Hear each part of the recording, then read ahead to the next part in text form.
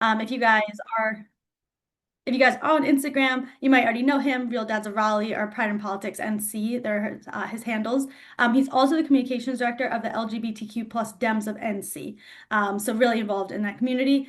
Today he's going to talk to us about the current political impacts of the LGBTQ plus community and going to provide us actions on what can we do? What can we do to help this community? What can we do to protect and also just make sure that moving forward, not only North Carolina, but all of America is a safe and welcoming place for everybody. So Ryan, thank you so much for joining us. He will be sharing his slides.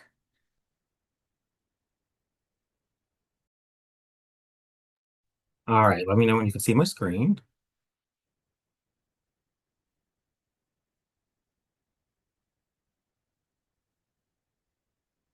We can see it.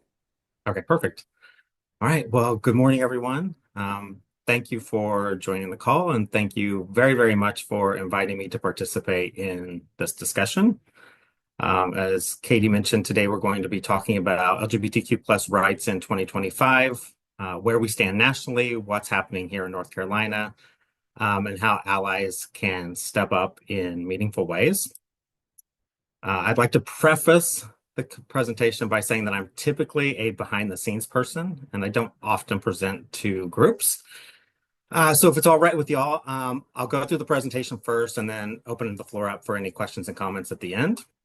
And I'd also like to say that I am single parenting today. Our kids are usually pretty good about letting me work until they hear me on a call. So if you see people pop in behind me, that's what's going on. So you've been warned. All right. As Katie mentioned, my name is Ryan Zielinski. My husband Martin and I are raising our two kids here in Apex after moving from Ruby Red, Texas 2 years ago. We are an immigrant, multiracial family with married gay dads. So we are just the type of family conservative extremists love to hate.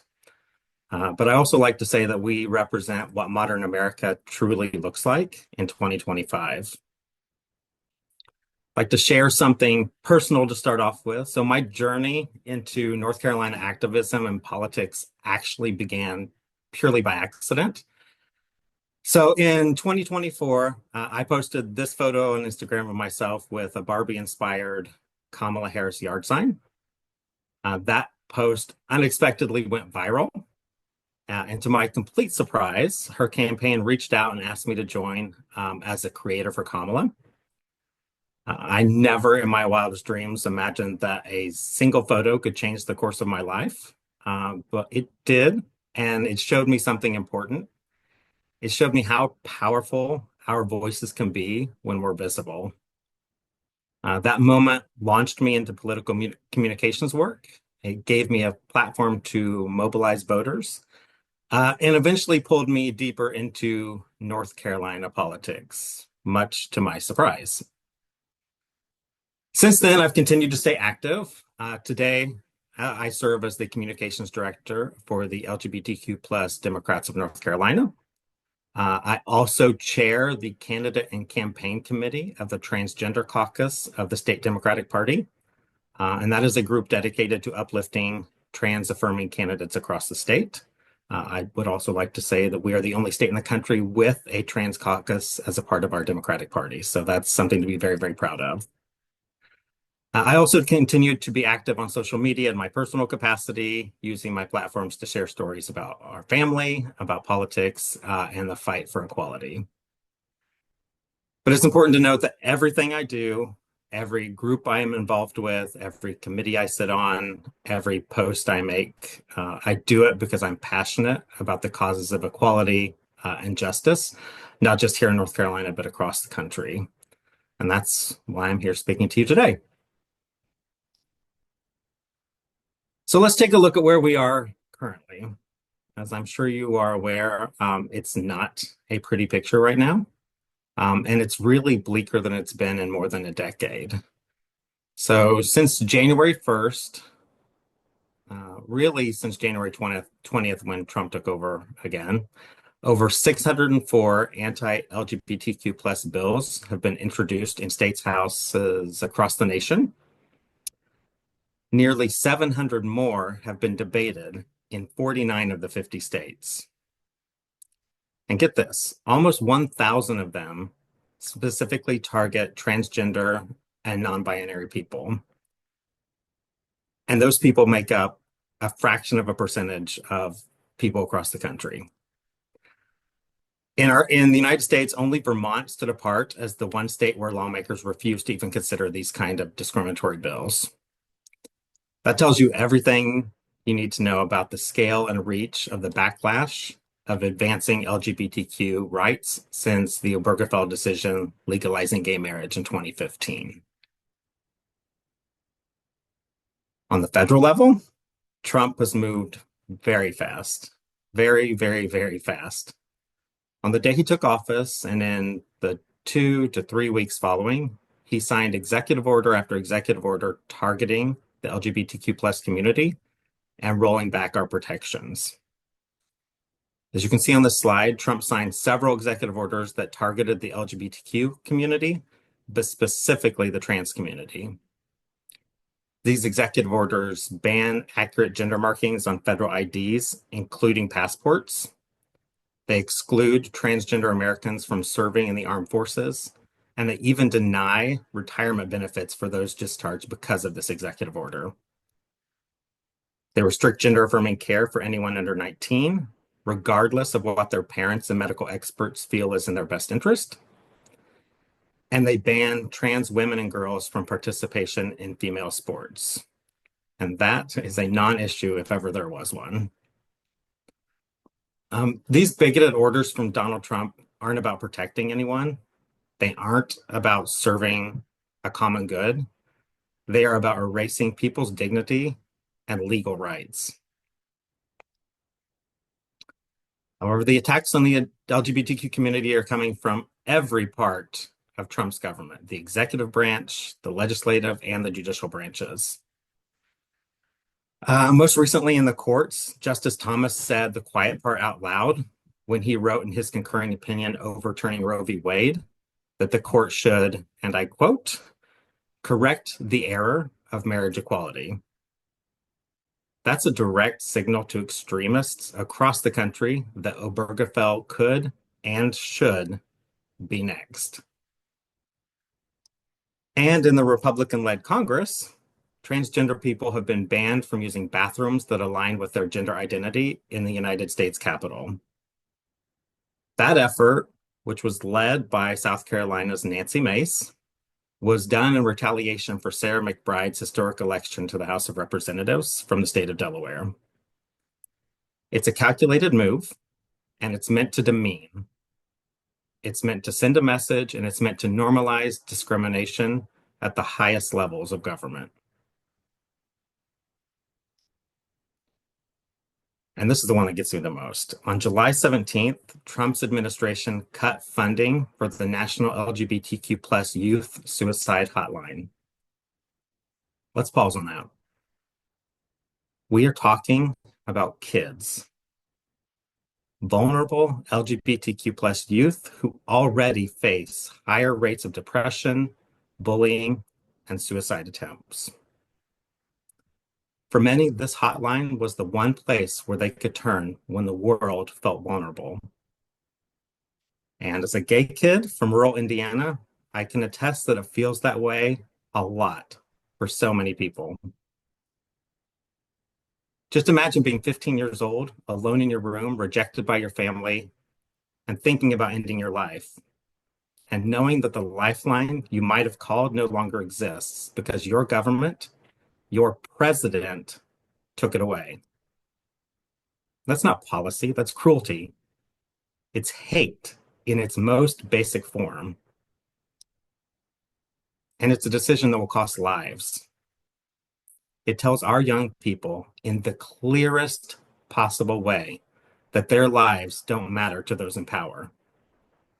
That is unacceptable and it's indefensible. None of this, however, is accidental. It was all planned and has been for quite some time. Behind Trump's orders is a playbook that we have all heard of, Project 2025, drafted by the Heritage Foundation and over 100 ultra-conservative extremist organizations. And it's a playbook that Trump claimed during the campaign to know nothing about, but has since packed his administration with its authors. Project 2025 is a 900-page blueprint to centralize power, purge agencies and fill them with Trump loyalists, and roll out a far-right social agenda. Think of it as the Handmaid's Tale on steroids. Groups like Alliance Defending Freedom and the Family Research Council, which are laughable names for these organizations, and they're both labeled by the Southern Poverty Law Center as hate groups, are pushing hard for this. And right now, it looks like they're winning. Their end goal for our community is chilling. They hope to erase sexual orientation and gender identity from federal law, mandate misgendering of trans students in public schools, and strip non-discrimination protections from LGBTQ plus people, including employment protections.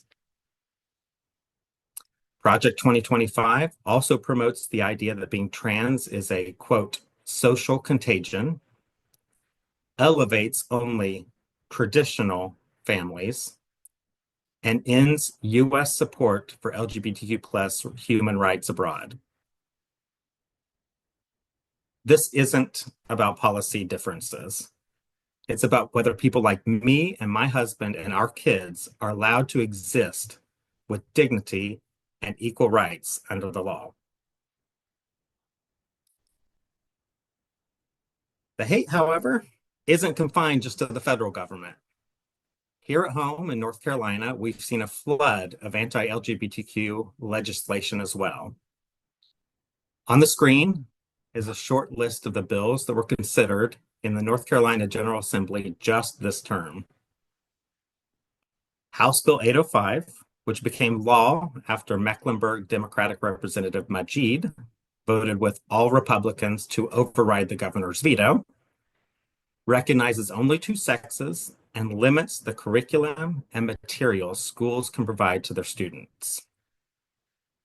Senate Bill 442, which was signed into law by Governor Stein despite pushback from Democrats, allows placement of children in foster homes and adoptive homes despite a family's potential unwillingness to recognize the child's gender identity or support their gender transition.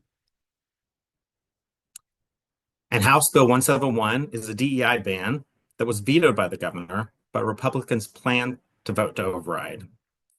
Now, this is important. When this vote occurs, it will be vitally important that we progressives pack the gallery of the General Assembly to ensure our voices of opposition are heard. As you can see, the message is clear. LGBTQ plus folks and our allies are fighting defensive and offensive battles at the same time.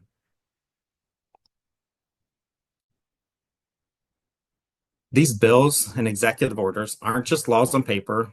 They affect daily lives of thousands of North Carolinians and millions of Americans across the nation. In healthcare, young people and incarcerated individuals lose essential access to care. In education, bans hit sports, curricula, and even library book choice. It is now harder, and in most cases impossible, for trans individuals to update their IDs or birth certificates. And in everyday life, LGBTQ plus people have lost protections in housing and employment. All of this is about making queer people's lives harder and less safe at every turn. As I mentioned in passing earlier, every state in the nation except Vermont has seen anti-LGBTQ plus bills in the last 8 months. Every single one of them. That's how coordinated this is. It's not a coincidence.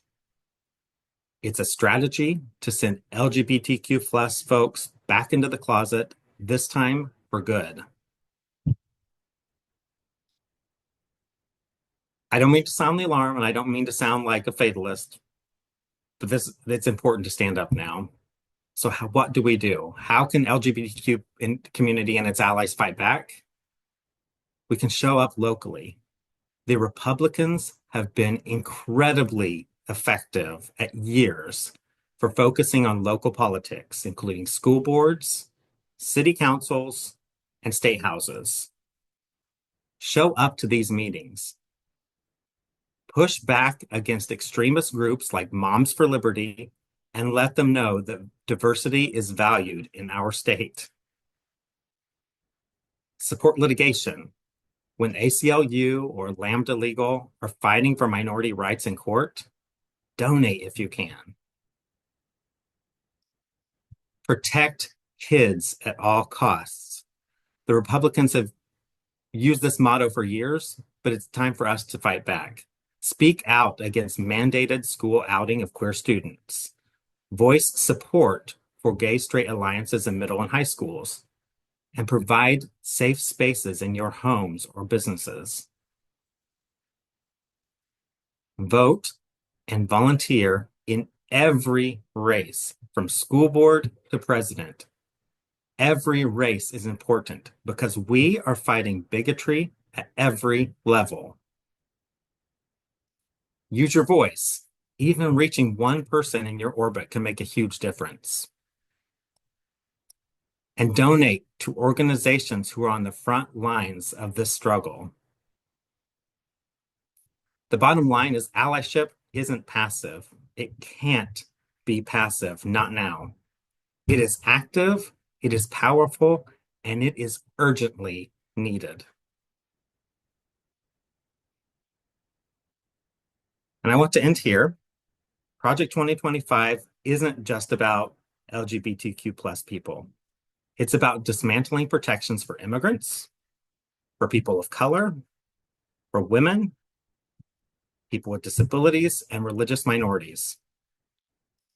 Our liberation is bound together. When extremist Republicans target one of us, they threaten all of us. And together, because we have to do this together, and together we will not let them roll back decades of progress.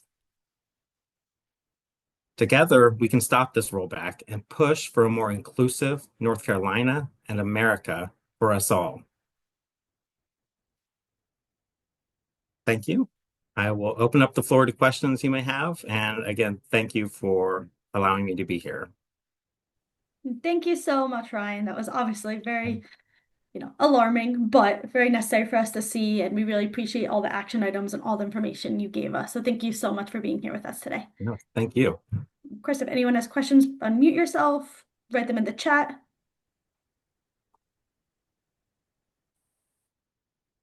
Hi, Ryan. Thanks so much for this presentation today and for your time. This was tough to hear, but the information is so important.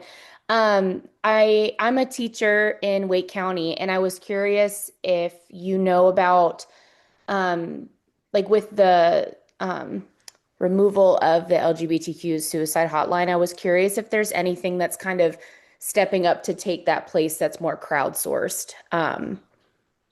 So there is, and on my Pride in Politics NC, I've tagged that as my first slide. So there's a list of other organizations who have stepped up and provided hotlines when this went away on July 17th. So it's still there. I don't know how widely it's been communicated to the community as a whole, but I think it's important to have out there because it matters. I mean, it matters a lot. So yeah, it's the first slide, and I can send that to Katie to distribute as well via email. But it is out there, and it's a pretty extensive list, which is positive to see. Thank you so much. Yeah, and thanks for being a teacher. It's hard. Yeah, of course.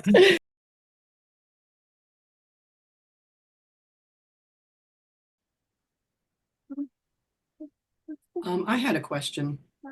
Is there any kind of like lobbying effort? I mean, are there people who actually are lobbying with our state legislators when these bills are coming up for votes? Oh, yes, there is. So the Trans Caucus and the LGBTQ plus Democrats of North Carolina both organize days where we go and we speak to as many of the representatives as we can. Okay. Obviously, we get a more favorable welcome from Democrats than we do from Right. Republicans, but we will talk to everyone. We'll talk to the wall if we have to. Equality NC is another organization that is heavily involved in those efforts as well. Okay. We had a question in the chat. This individual said, I work with a social justice group within my church. Are there any specific or different recos you have for how church groups can play a role in advocating for LGBTQ plus community? Oh, that's a really good question. I think I think being visible, and I'm speaking for myself now, a lot of LGBTQ plus youth in particular feel disillusioned by the church simply because Christianity for such a long time has been used as a weapon instead of what its purpose is. So I think being visible, whether that's attending pride events or uh, different things that organizations put together, whether Equality NC, they have these roundtables where churches participate. I think being visible is a first step because that's going to open the eyes to LGBTQ plus people that there are churches out there who aren't just accepting but are affirming as well.